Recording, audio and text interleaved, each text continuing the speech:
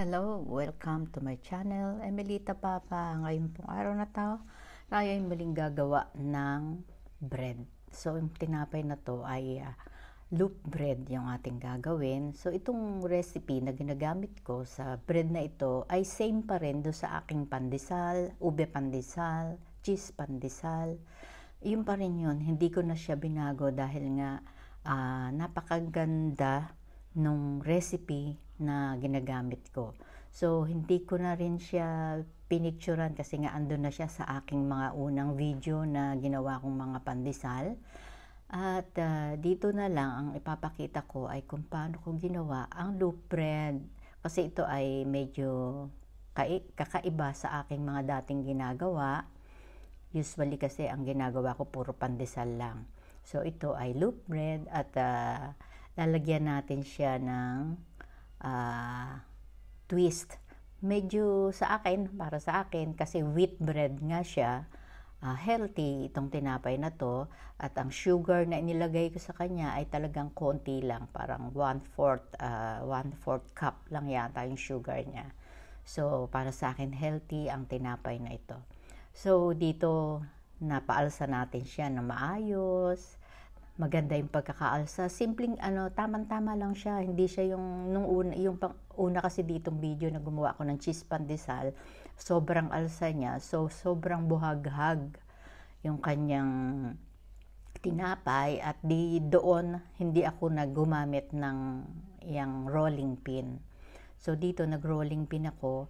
Kaya yung hangin ng tinapay ay talagang natanggal.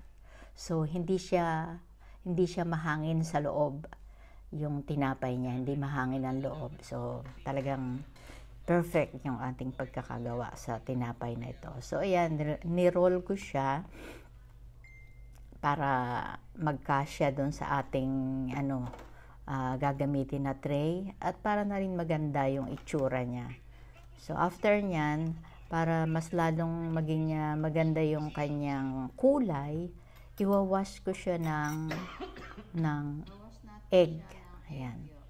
Gumamit ako ng egg wash para pampaganda ng kulay. Kasi kung wala niyan, puputla yung ating ibabaw ng tinapay. Magiging maputla siya.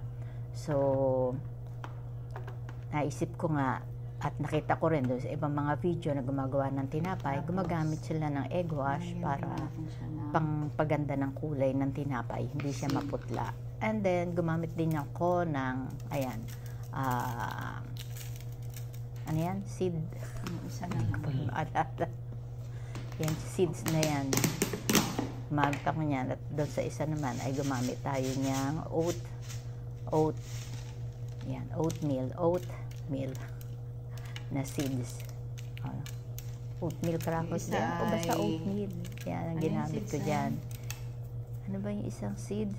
Sesame seed, yung isa, Quaker oats. Pinaka-design sa ibabaw. So, 30 minutes atin siyang ira-rice, ating second rising, 30 minutes. And then, ayan na siya. Di ba? Napakaganda ng pagkakaalsa. Hindi ko lang natimbang ng maayos. No? Kasi yung isa mas malaki. Pero parehas lang ng dalagyan yan. So, ayan na. Sinalang na natin yung ating tinapay. And after 20 minutes natin siya i-bake. Ayan na. Taas oh. Oh my God. It's a beautiful bread. It's a beautiful bread. Ha? Pantay. Kaya nga eh. Mas malaki yung isa. May raisin ang ginawa. Sa susunod, raisin naman yan. Susunod. Next time. It's a beautiful bread. A beautiful bread. 10, 9, 8, 7, 6, 5, 4, 3, 2, 1.